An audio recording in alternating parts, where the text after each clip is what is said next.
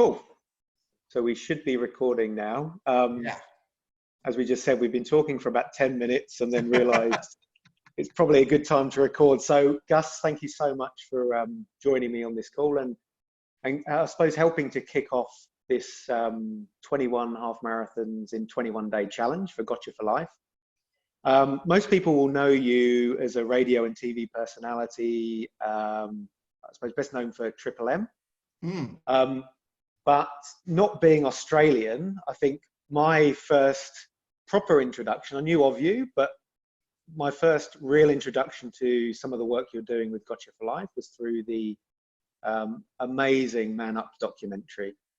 And I remember somebody putting me onto it and saying, oh, you've got to watch this. And I started watching it on the train back from work. And I had to turn it off and finish watching it at home because it was just so powerful. So that's where I suppose I'd like to sort of kick off in why did you make the Man Up documentary? And then how did that lead into you setting up and founding Gotcha4Life? Well, thank you, Mark. Firstly, thank you for having me a part of it. I love the fact you're running for Gotcha4Life. The first time we met in North Sydney, it was just straight away, we had so much fun and there was a real synergy there between the two of us. So I'm so glad that we've become friends and that friendship, I think, will blossom. For me, Man Up was a bit of a journey on why so many Australian males take their life every day. I was told the figure of 6 a day, more than 8 a day Australians will take their own life. It's the #1 way for an Australian male aged between 15 and 44 to die. And I just didn't believe that stat. I just couldn't believe it. I'd lost a friend of mine 11 years ago, and he to me was an absolute star. And that was my journey to work out why he took his own life. He was, to me, the greatest bloke that I'd ever met. He seemed to have all the answers to everything, every problem that I ever had. He seemed to come up with the right solution. He was good looking. He had a good job. He was president of Palm Beach Surf Club. He was married to my cousin, had 3 beautiful children.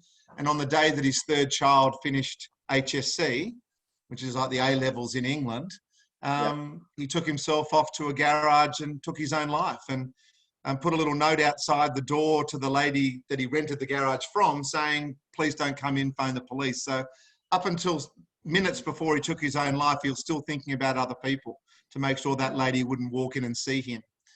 And I just didn't believe it. I went to the police and I said, you've got to investigate this. There's no way a bloke like him would take his own life. And of course, I was just uneducated. I didn't realise that he's exactly the type of bloke that takes their own lives, because in Australia, and I think in the UK and certainly in America as well, we are built to bury those emotions. You know, she'll be right. I don't want to hassle anyone with my dramas. I'm going to get on with it myself. I don't need to ask for help. I don't want to hassle people with my problems. And we've taught that from a very young age. And we're taught not to cry, not to show emotion. So Man Up was a real investigation from my point of view on the Australian male and masculinity and how it kills us in the end, that type of attitude. So talking to so many men on Triple M every day, as well as the Man Up documentary at the end of that, we've had 70 million views of Man Up, went around the world. We gave it away to the world. And so many people just said, you've got to keep going with this. You know, we love your simple way of explaining it. So I started Gotcha4Life, and Gotcha4Life is all about finding that one person who you've gotcha for life, no matter what. Warts and all conversations, they won't judge you, they'll love you no matter what. And taking a conversation away from jokes and weather and sport and family and actually going that 2nd, 3rd, 4th question, that little bit deeper. So at least you've got someone in your world that you can talk to about everything, warts and all. So you're not worrying alone, because we're finding people worrying alone way too much, Mark. Yeah, definitely. I love the, I agree with, I suppose what some other people have told you, your way of sort of simplifying it and getting to action. So how did you find it when you were, let's say, when you were going and speaking to your mates, how did you go about changing that conversation then in the first instance? Yeah, I had to completely be vulnerable. So I had to be ready for them to give me a little bit of, you know, good-hearted ribbing. You know how mates sometimes, and I hear it all the time, that the more you take the piss out of your mates, the more you love them. Indeed. And to a certain degree, that sort of sense of humour and stuff is very similar in England and Australia. And so don't be too precious. You make sure you can have a laugh at yourself. But if you keep telling people how you're truly feeling, you just get that sense as a friend when a friend is telling you something that's really important rather than just banter. Yeah. It's just that beyond the banter. It's that next level. And if you pick the right person in your friendship group, I didn't walk up to my group of mates out at a State of Origin or an FA Cup night and go, hey, boys, before the game starts, just got to let you know, going through a bit of a tough time, need your help. You've got to pick, timing is everything, right? So I picked one of my friends and I just said to him, I need to have a quiet cup of coffee with you. In fact, we met for lunch one day and I told him how I was feeling. And he just listened. And he then gave me what he thought was the best advice he could give me. And then he told me his story. And I realized then that he was as vulnerable as me, but he hadn't actually reached out to anyone. He was keeping that within himself. So then all of a sudden we both gave each other what we needed, which was that mateship turned into friendship. And I then just went, wear my heart on my sleeve sort of bloke anyway. And believe me, I've had some moments where I've been very vulnerable and mates of mine haven't been able to cope, you know, and they shy away from that. And so I just realized that friendship is on that level. It's not ever going to get deeper than that. And that's fine as well. We don't need lots and lots of these Gotcha for Life mates. You just need at least one.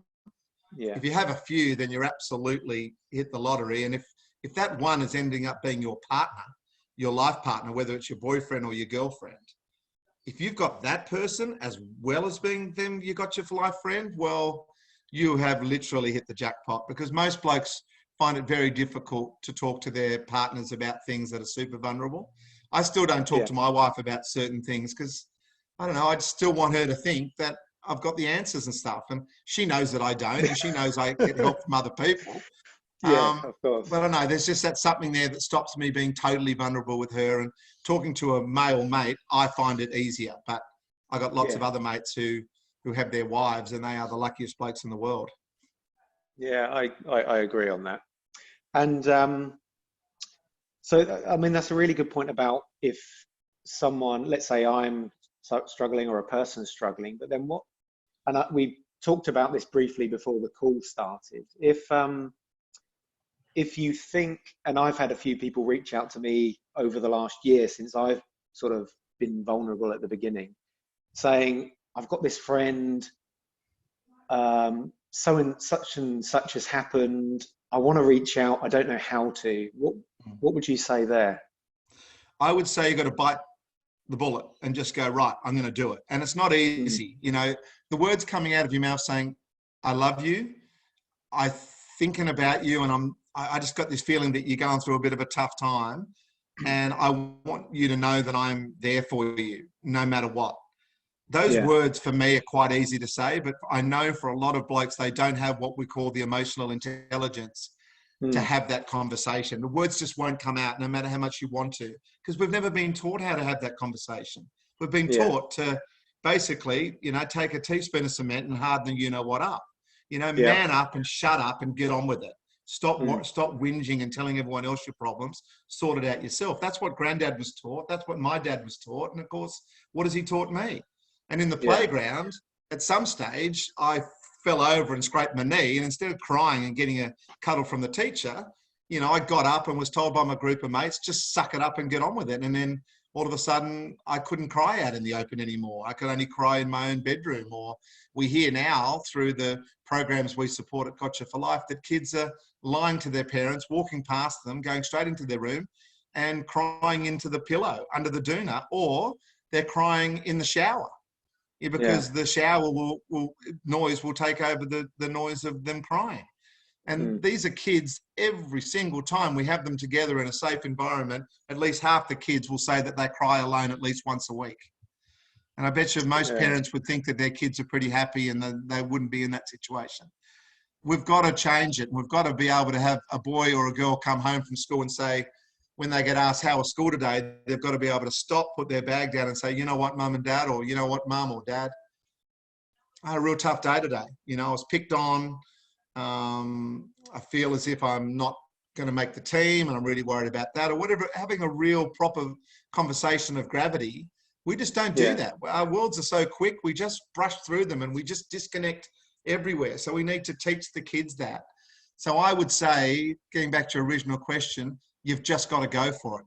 And like everything, thinking about it is worse than the actual doing most of the time. So just decide to do it. And I've said to other people, if you can't say it to them, then text it to them, email it to them, do a voice recording on your phone and just tell them how you feel. If you can't do it face to face, it's much better to get the message out in some other way using technology than just not talking at all. It's better to have an awkward conversation now than have no conversation at all once you're going to their bloody funeral, which has happened way too many times. Yeah. And you just reminded me actually of a conversation I heard between you and Tom Harkin of one of your program partners, Tomorrow Man. That I really found helpful to me as well, because I've got loads of really good mates, loads of banter, and of course it's on that level. But one of the sort of real takeaways for me when you're speaking to people is you ask the question and then you shut up. Whereas my natural response is to try and fill some of that gap, that awkwardness with a bit of banter. But one of the things that you guys were talking about was you ask the question and then you just shut up and you sit in that silence and that awkwardness for a bit. And it's horrendous. That silence, it is awkward, is horrendous. But I've used that a few times with a few different friends over the last year, and it's just been gold. You can feel the awkwardness and you're sort of sat there, and the good thing is, you know, it's coming. So you can never prepare for awkwardness. This is probably a good segue to talk about mental fitness and emotional muscle in a second, but just being able to sit there in that awkwardness, I found just brilliant. And as you mentioned, you don't have to know all the answers and you can just listen. For me, that was just brilliant, because really all you're then saying is you just go, you be vulnerable yourself and you ask the question and then you just listen. And then you try and work it out together. The most important thing is sitting in awkward silence and not trying to fill it up. And the Poms and the Aussies are the greatest at filling that gap with some smart ass comment, or changing the subject before you've got to the absolute crux of it, because you're like, oh, I'm out of here. I'm out of control. I'm slipping. I can't get my grip back. I don't know where I am. So I'm out. I'm getting out of this real quick smart. That's why I love Are You OK Day initially. But Are You OK Day now needs to be, if I said to you, are you okay? You can easily say, mate, I'm fine, Gus. No worries, mate. Training's going well, the family. So you just start rattling off all the stuff that you can easily talk about. Training, work, family, how your body's feeling, how you going, big fella? Oh, I see you lost some weight. What about the Aussie cricket team? We're going to get you in the Ashes. Whatever it might be. Oh, Liverpool's not going to win the comp now. The competition's not going to start again. All of a sudden, we're away in this conversation. I have a 20-minute conversation. I go, oh, really enjoyed that conversation with Mark. Gee, we had a good time. Gee, we had a good laugh. We haven't talked about anything that's really important. Whereas if you said to me, Gus, I'm really worried about you, you're working too hard, and, you know, I can start seeing something you might have seen, and then you just... and waited for me to actually have to answer it. And then if you're not happy with the answer, say, Gus, that's not what I meant. What I really meant was this. And then all of a sudden, that 20-minute conversation, I feel, geez, Mark's noticed, he cares enough to have the guts to have the conversation, and then B, he sat there and listened to me. Like, there's a reason we got 2 ears and 1 mouth. We should be listening twice as much as we are talking. And that's my problem too. It's a real discipline that I have to keep working on. I tried to become a lifeline carer on the phones, and I just kept mucking it up, talking too much. And so they said, why don't you just host our fundraising events? That's more your skill set. So, you know, you've got to find your spot. But yeah, you're absolutely right. Sitting in awkward silence is so much better for 5 seconds than the consequences of your friend burying their emotions and eventually it toppling over. And hopefully it's not suicide, but just not living their full life, just continually being mentally unfit. You know, do your friend a favor by just sitting in some silence, could save their life. Yeah. And yeah, going back to, I suppose this, I love your analogy of mental fitness and building emotional muscle. Would you mind just, I suppose, touching upon that? Because I think that again goes nicely into talking about some of the program partners that work with you as well. Yeah, absolutely. So I like to, as soon as you hear mental health, it does give you a bit of a negative connotation. It makes you think, I think straight away, you know, loony bin from the movies or TV shows and stuff. You've got a mental illness, mental health, it just gives you that negative connotation. So we've turned it around to talk about mental fitness. So you've got your physical fitness, and you'd say at the moment you're probably a 9 out of 10 physically in terms of your fitness. I used to be a 2 out of 10. I'm working up to like 5 out of 10, and I'll be running that first half marathon with you on Monday. Good, Gussie. But it's going to hurt. I went to my physio this week, and she's like, she's booked me in for Tuesday. She knows we've got an hour session on Tuesday. But the thing is, my mental fitness is really strong. So don't talk about mental health, talk about mental fitness, and give yourself a mark out of 10 for that. How much are you having really good, deep conversations? How much are you quite free in your head? How much are you not snapping at the kids and not being abrupt in traffic? Or just how are you in terms of your own melon between your two ears? Give yourself a mark out of 10 for your mental fitness to go along with your mark out of 10 for your physical fitness. And that gives you a mark out of 20. Then you'll know what you need to work on. And so I know I need to work on stuff with my physical fitness to get my fitness up. And so there's exercise, isn't it? I can go to the gym, I can lift weights, I can walk, I can run, I can jog, I can do push-ups, sit-ups. That's just all out there. Everyone knows that. So what are the exercises for mental fitness? And one of the biggest things for mental fitness is actually having a deep conversation, of what we call a conversation of gravity, where it actually means something, where at the end of that conversation, you end up having a hug rather than a handshake. You know, like I met your father a month or so, a couple of months ago when your dad was here. You know, his first initial thing was to, you know, give a handshake. That's what Pommy men do if they're 60s, 70s and 80 years of age. My father-in-laws do the same thing. Well, I went straight in and nestled in there and gave him a cuddle, and he was like, oh, but he was fine with it. And your mum was straight into the cuddle and stuff. But I want to go there straight away. I want to show a bit of vulnerability. I want to show that I'm caring and loving and stuff. And that to me shows that you've got you're mentally happy and out there and having a ball and stuff. And I can then have a conversation with you where I feel if you might be overdoing things, and you and I have had discussions before.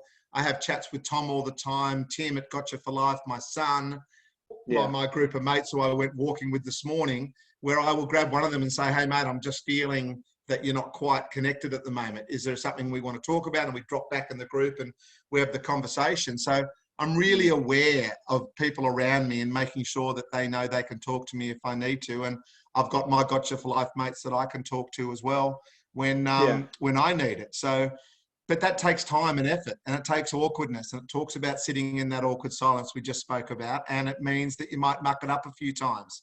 But if it's coming from a place of love, and it's coming from a place where people go, you know what, he genuinely cares, then normally you can sort of bumble your way through it. It won't be perfect, but gee, it's better to have a bumbling, awkward conversation than no conversation at all. Yeah, 100%. And just going back to some of your program partners to understand how that works, and I suppose how you support them, because I suppose as well as understanding more about you and what you're doing in the Man Up documentary, there was Tom Harkin from Tomorrow Man. Yeah. And I thought Tom was just amazing, absolutely amazing. And what he did in your son's school, and just watching that develop in the second episode, just blew me away, absolutely blew me away. And that for me made me think about my relationship with Alfie, my son, and this is something I need to do to be able to support him going forward as well. Yeah. So can you just, I suppose, elaborate on those program partners, how you support them, and I suppose a bit more about what they do? Yeah, absolutely. Well, basically that second episode at my son's school changed my relationship with my son as well. So what Mm. you felt when you were watching it and then you then thought about it with your son Alfie, I did the same thing with my son Jack. And it was basically allow him to know that I didn't have all the answers. I think a lot of dads, a lot of the time, we just make up the answer because we don't want to come across as if we don't know it to our kids. You know, I think we get a free pass until we're about 10 for most of our kids. You know, they Yeah. ask us a question, we can pretty much say whatever we want. They'll accept it. You're a superhero without a cape, and you just move on.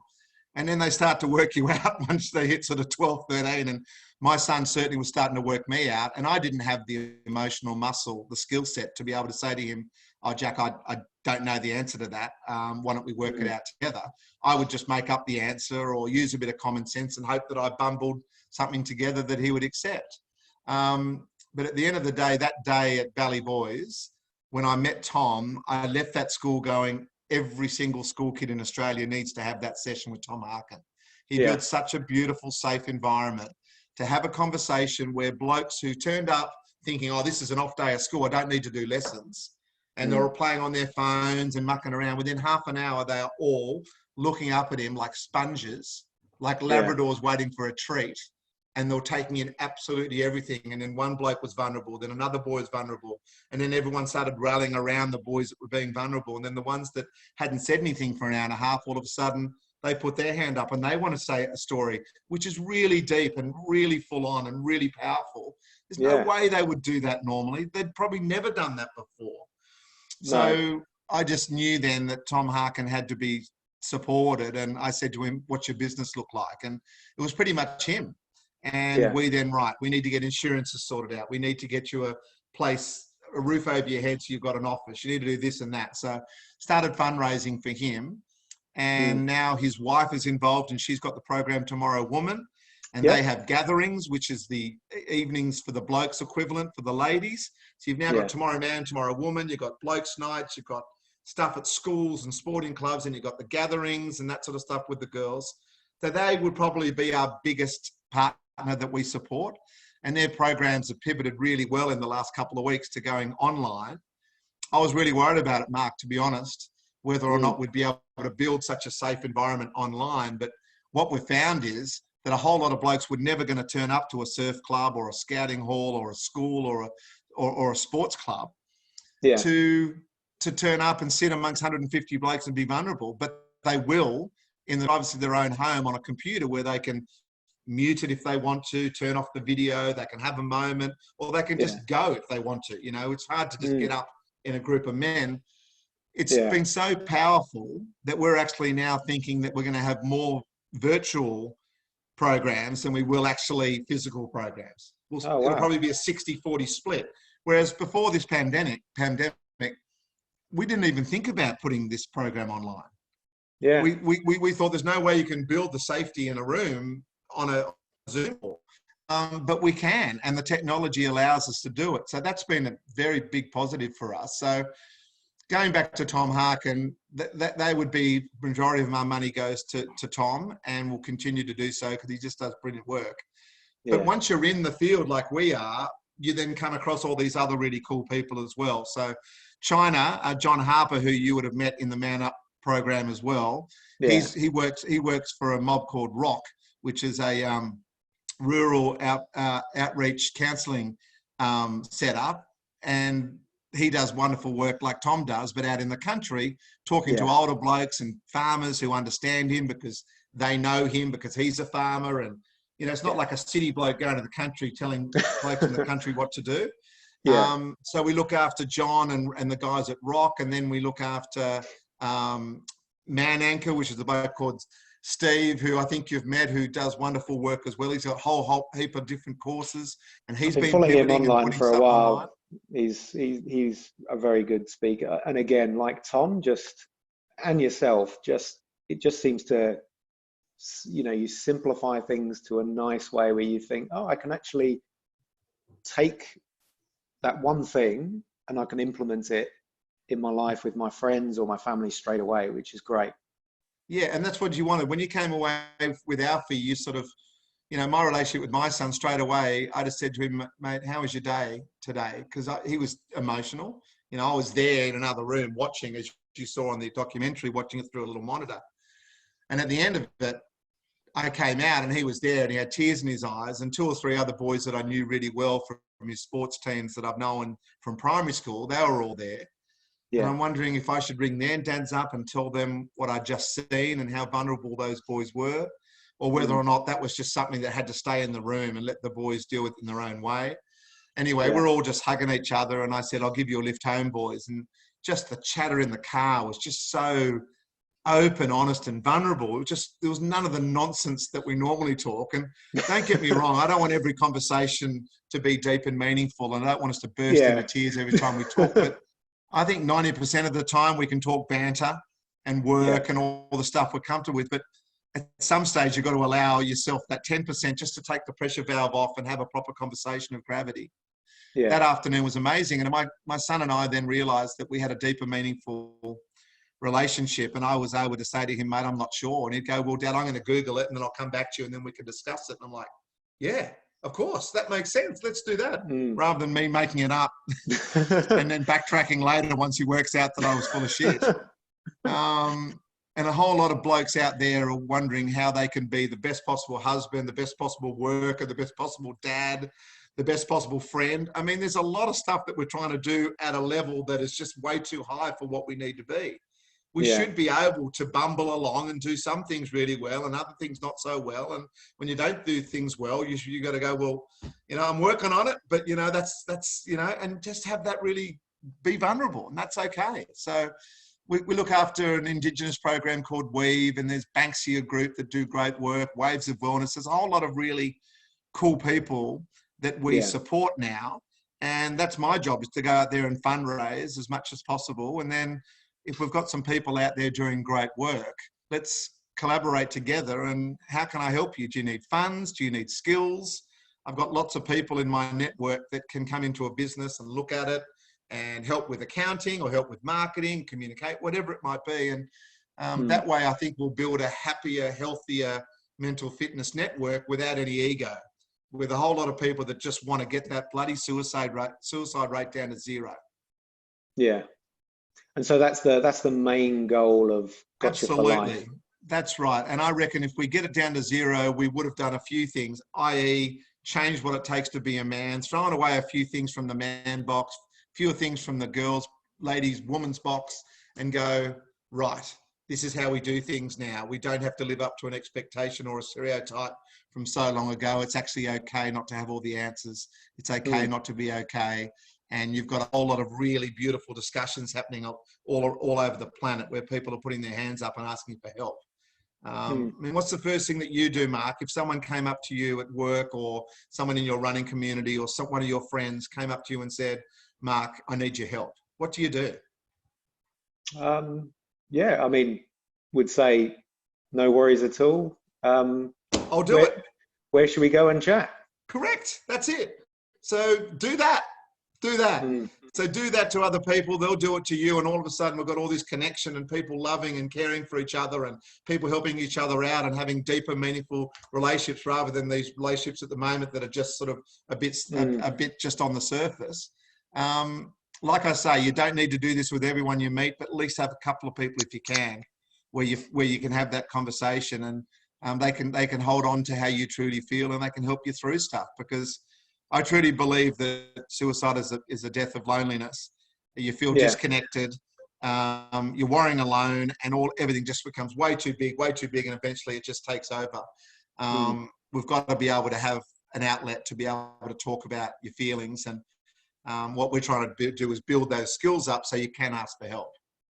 Yeah.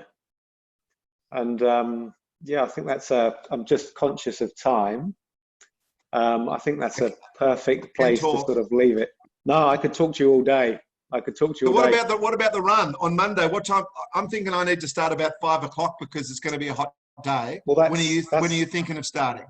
5 o'clock as well. Okay. So we'll both kick off at 5. So what should I do? Should I FaceTime you at like 10 to 5? Yeah, you can. And we just say, mate, we're on the starting blocks, and then when I finish, I'll FaceTime you and whatever. Yeah.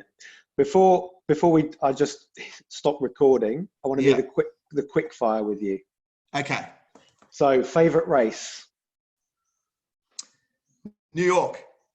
Oh, do you listen to music when you run or work out?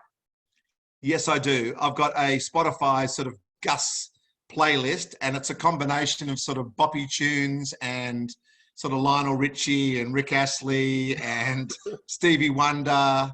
A few country and western ones get thrown in there. Spotify can listen to what you like and then put together playlists for you. So sometimes I just take theirs on, but yeah, I find myself much quicker and much more disciplined and stay to a decent pace if it's just me with music. When I'm chatting and walking with mates, I'm all over the place. Yeah. How many pairs of running shoes do you own? Two pairs of Hockers. Good choice. Because we got Roger from Hocker on later. I think it's the second week. Okay. Who is the biggest? Talking about lunatics, he is the biggest lunatic. We did the Tough Mudder together.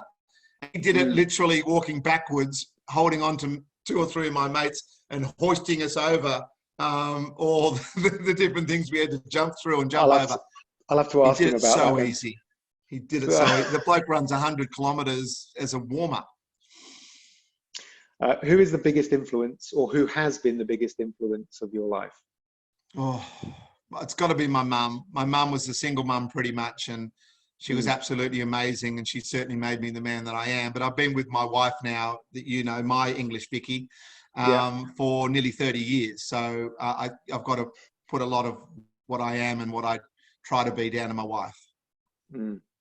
And last but not least, what is your favourite quote? I love quotes. So do you have a favourite? I do. It's a real simple one. It's one that people tend to sort of say a little bit off the cuff, and I'm not sure if they totally mean it a lot of the time, but treat people the way that you want to be treated. And it's so easy to just to say, but it's so hard to actually do, and most people fail at it. And it's literally just coming back down to the most basic human instinct, which is kindness. Just be kind. You know, you don't know what people are going through. You don't know the journey that they've had. So don't judge them and make up your mind based on your own stuff. Be kind every time you meet someone and give them the benefit of the doubt. Yeah, love it. Yeah, we use that a lot in our family, obviously with 2 young kids. And the last question, where can people go to find out more about yourself and Gotcha4Life? Yeah, so Gus Worland is all over the place in terms of all your socials, your Twitter, Facebook, Instagram, and so forth. And Gotcha4Life is Gotcha4Life, which is GOTCHA, the number 4 life.org. That's our website. But if you just put Gotcha Gus, it'll pop up on Google. Then that gives you all the program partners we look after, gives you our aims, what we're trying to do, all our board and ambassadors, and keeps us up to date with all the stuff we're trying to do out there to try to get that suicide rate down to 0. And I cannot wait for Monday morning, brother, to support you in your first one. And if it goes well, I might support you in your last one as well. But very cool. I'm very, very, very proud of you and how you've pivoted through this to be able to still do what you're trying to do. And of course, Brisbane to Sydney will always be there for you once the world gets back to normal. But, thank you for supporting Gotcha4Life. And it's always inspirational and fun talking to you. You're a really good man. And I can't wait to support you Monday morning at 5 a.m. I can't wait, Gussie.